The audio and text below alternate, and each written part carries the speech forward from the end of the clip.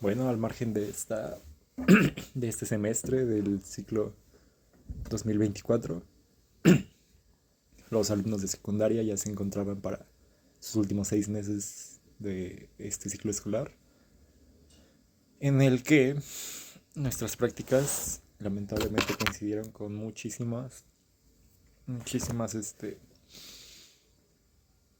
días festivos. Esto, además de que normalmente estuvieron situadas a finales de mes, y los dichosos puentes, consejos técnicos. Esto generó un poco difícil el desarrollo de temas, ya que usualmente en la escuela normal contamos con unos 5 días para desarrollar algún tema, 5 sesiones para abordarlo, darle introducción, desarrollo, desenlace y evaluación.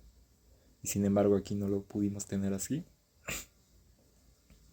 Y bueno, aquí una de las cosas que vimos o que abordé en este semestre fue el tema de la variación lingüística, que como sabemos, dentro de una misma lengua pueden existir variantes, como en el español, donde puede haber muchísimas cosas distintas, como un español con acento colombiano, que esto es una variación lingüística, entre otras cosas.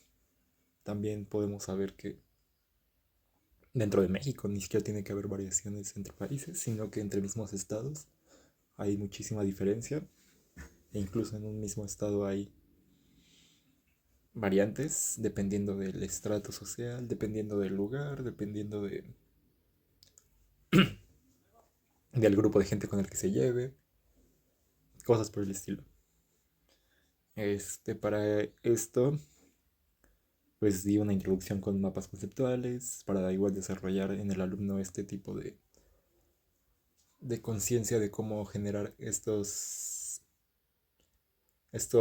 cuadros que te ayudan a sintetizar información, que te ayudan a que las cosas que ves las puedas organizar de distintos modos, que las tengas a la mano, que las tengas mm, no a la mano, sino que aunque esté distribuido de una manera diferente, tú las sepas leer e interpretar. Esto creo que es algo muy importante para los jóvenes de secundaria, porque usualmente ellos entienden que la escuela es aburrida porque tienen que generar apuntes, resúmenes o que les dictan, como comúnmente se hacía. Incluso yo creo que todavía hay maestros que lo siguen haciendo y que sin embargo podemos decir que en vez de que el alumno escriba tal y tal y tal y tal cosa, así palabra tras palabra, coma tras coma y cosas así súper extensas, que ellos en lugar de esto logren sintetizar la información en cuadros que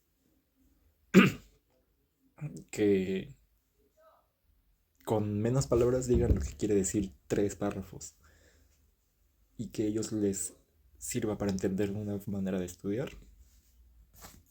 Bueno, en este tema, además la maestra faltó unos 3 días, ya que ella asumió que me quedaría a cargo del grupo, lo cual disgustó a la subdirectora, que fue a preguntarme por la maestra, lo que yo respondí que pues, no sabía y que ella no, pero que yo estaba ahí con los alumnos. Y la subdirectora se mostró muy molesta por que me haya dejado solo, porque dijo que incluso no avisó. Y bueno, ya esa semana, la verdad, al principio cuando ella estaba como que ella intervenía mucho en lo que yo hacía o lo que decía, cosas por el estilo.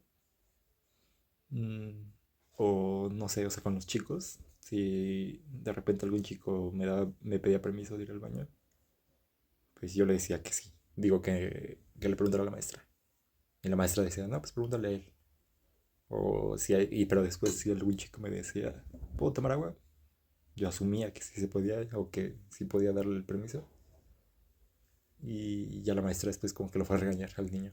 Entonces era como medio incómodo no saber cómo reaccionar ante esas cosas.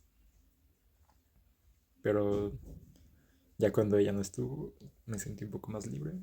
Fue más fácil para mí llevar las cosas. Mm, Como evaluación final para este tema, generaron carteles por equipos. Voy a estar poniendo unas imágenes aquí, donde podemos ver que hay sobre variación lingüística colombiana, chilango, argentino, del español obviamente. Y para estos carteles se realizó una evaluación de lista de cotejo con 5 ponderaciones en las cuales era cumple o no cumple, ya que siento que utilizar otro instrumento es muy difícil, más como practicante en el que si se te va el tiempo, pues ya no puedes evaluar. Y sin embargo creo que muchos de los chicos cumplieron con todos los requisitos.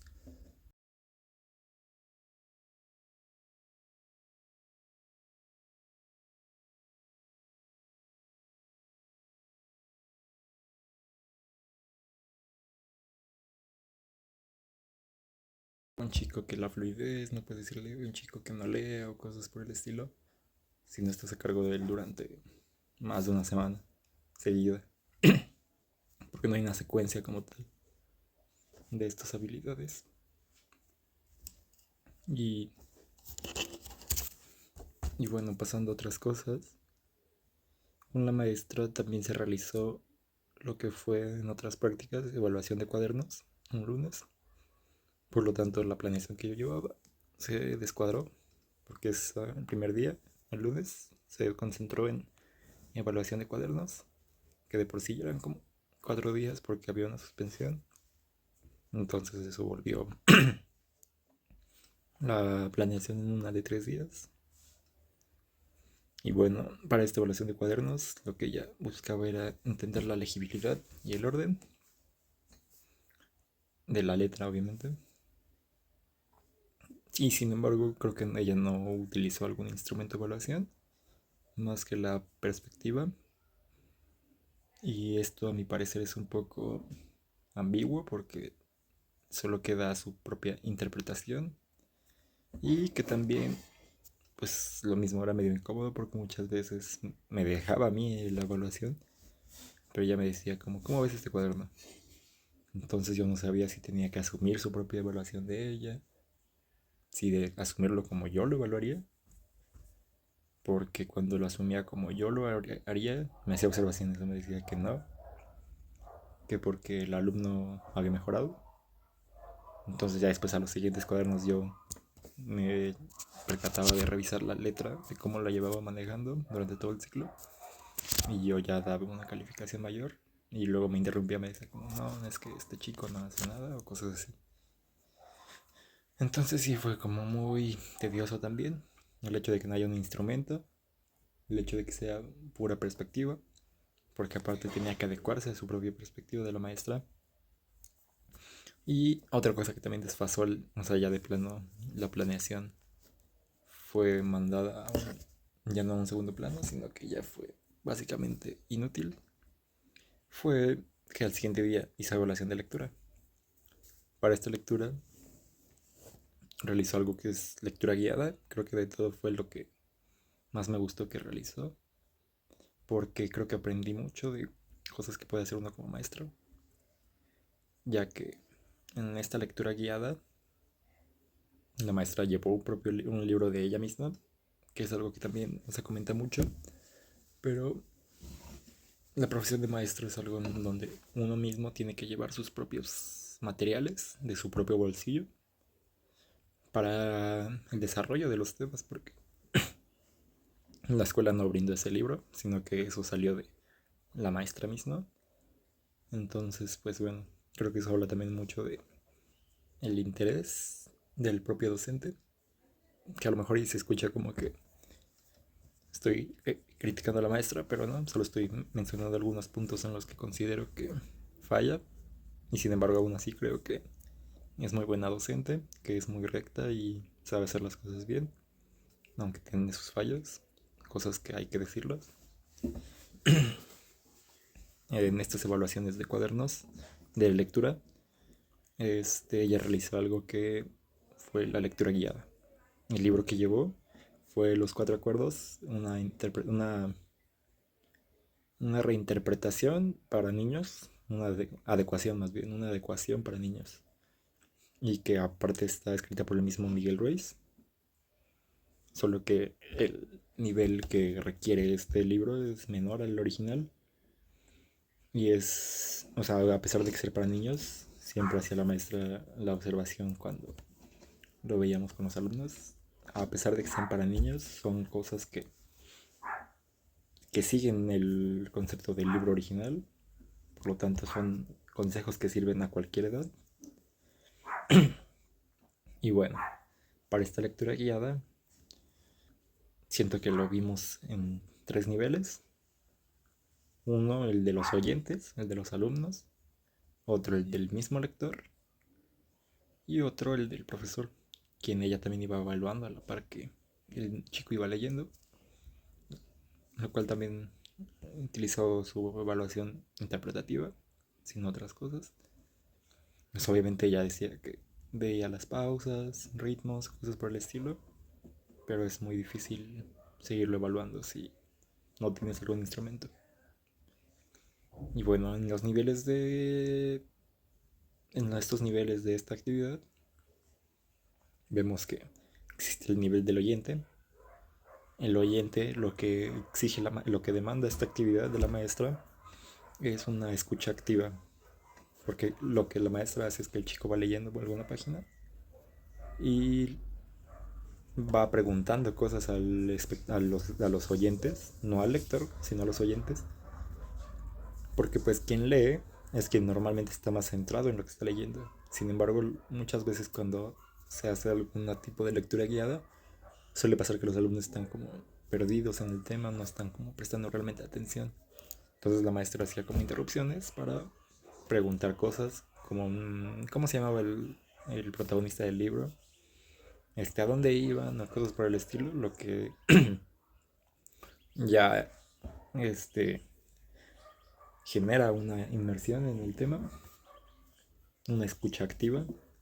Otra cosa que también va a exigir esto es una parte de la memoria, en que ellos trabajen su memoria, y participación grupal, porque aunque preguntaba algún alumno en específico, ya sabes, llega a veces en las que está hablando el chico lo que le preguntaron y algún chico extra dice como, pero te faltó esto y cosas así. Entonces ya hay una participación grupal.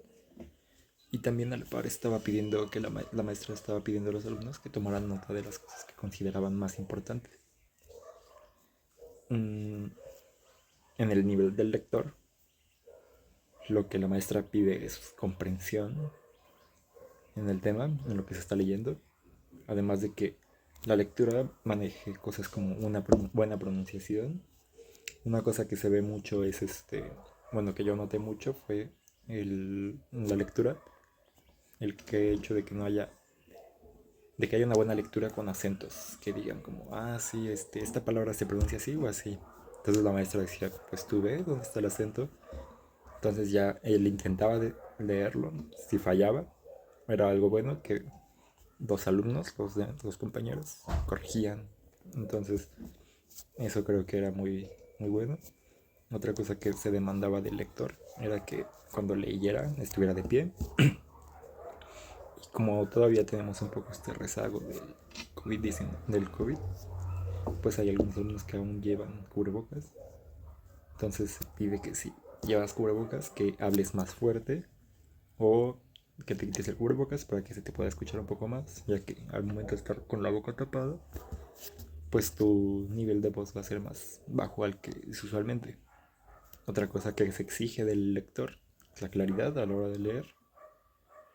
Pues bueno, aquí ya como decía, la acentuación y confianza, creo que es otra cosa bastante importante, la confianza, que ellos se sientan seguros, que digan como, sí, eso creo que eso les subía muchos puntos a la hora de la evaluación de la maestra, ya que pues te puedes equivocar, pero el hecho de no cerrarte si te equivocas, sino que seguirle como con fuerza, intentándolo, eso habla bastante bien y eso les ayudaba muchísimo. Otra cosa que la maestra hacía era darle un énfasis a los 4 acuerdos, los contextualizaba con, ustedes, ¿qué piensan de este acuerdo? ¿Cómo lo aplicarían? No sé, si el acuerdo era, no malinterpretes cosas que no son. Pues, ¿a ustedes les ha pasado algo así? No, pues sí. Y otra cosa que también abordó mucho fue las emociones y sentimientos, a lo cual decía que es la emoción. La emoción es esta parte que sientes al momento, mientras que el sentimiento es lo que perdura. Y eso también ya habla de ciertos niveles de inteligencia emocional, lo cual también es importante. Y bueno, creo que serían como todas las cosas. La verdad es que pues realmente fueron solamente 2 semanas de prácticas, porque las otras 2 básicamente fueron de casi prácticamente no hacer nada, porque pues ya es cierre de ciclo, ya muchos alumnos no van, y creo que sería todo.